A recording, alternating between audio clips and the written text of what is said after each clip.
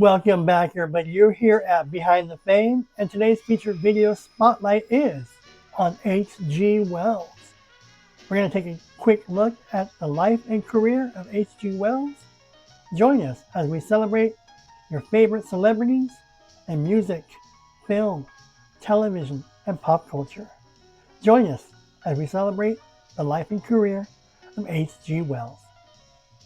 H.G. Wells was an English writer. He was born in 1866, whose pioneering science fiction, social novels, and popular histories made him one of the most influential authors of the early 20th century. Wells was born in Bromley, Kent, to a lower middle-class family whose failing shop and his father's cricket income left them financially insecure.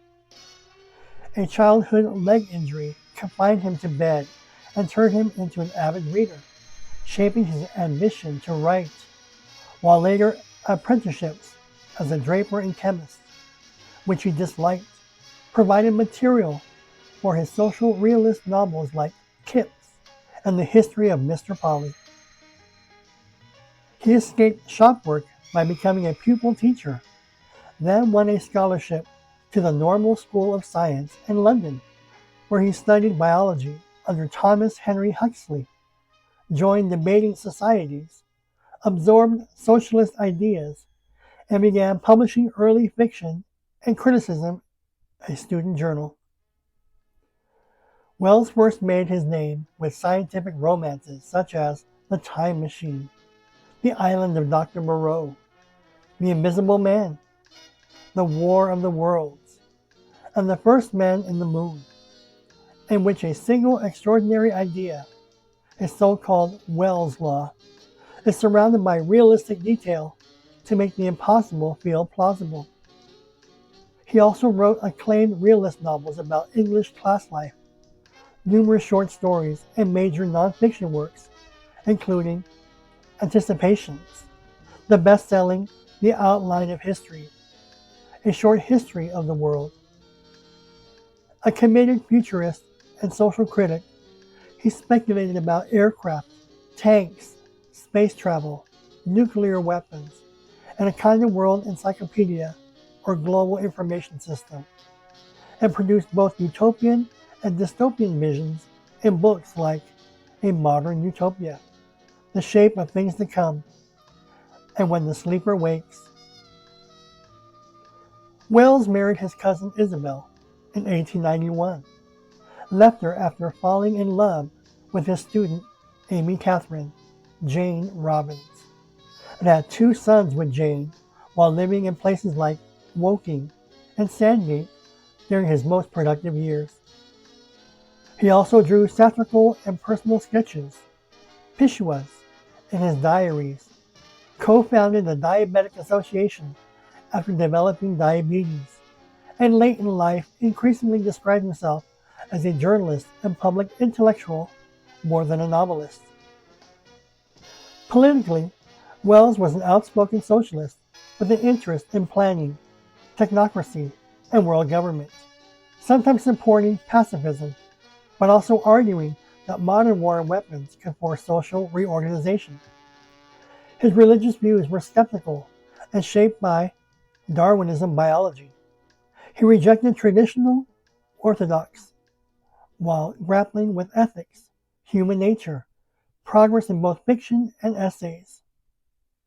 By the 1920s and 1930s, he was internationally famous, serving as president of PEN International, engaging with the leading figures of his day, and influencing debates about education, world history, scientific responsibility, and the future of democracy and dictatorship.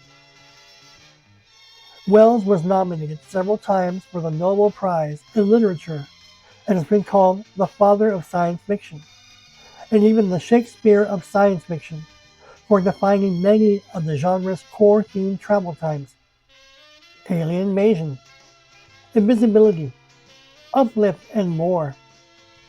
His ideas about atomic bombs and the world set free impressed physicist Leo Szilard and his broader futurism anticipated World War II and aspects of later global institutions, even as some specific predictions like late aircraft development proved wrong.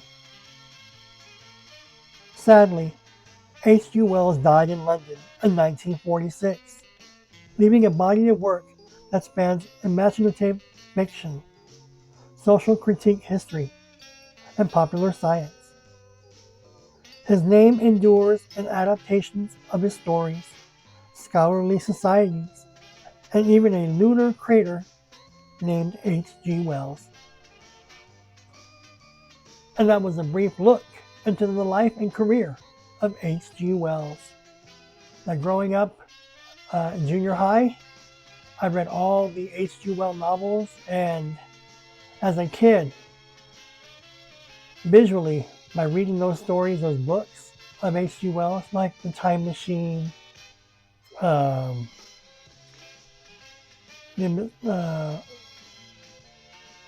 Island of Dr. Moreau, The Invisible Man, the Morlocks. Remember the Morlocks?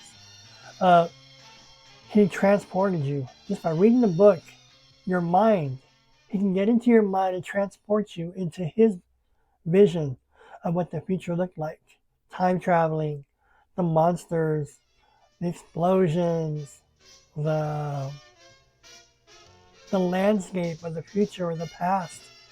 And this, amazing novelist, H.G. Wells. And the movies that were adapted, the movies that were made from his books, they were incredible. So the books are incredible. They tell you from his perspective, and obviously screenplays and film directors have their vision of what the book could entail. But give me your thoughts on H.G. Wells. Thank you for joining me here on Behind the Fame. Leave your questions, comments, and feedback below. This is a brand new series. You're in for a doozy because we have it all. We're going to cover all your favorite celebrities in music, film, art, television, and pop culture. So join us here at Yesteryear TV and join us at Behind the Fame. Thank you for joining me, and I'll see you all in the next video.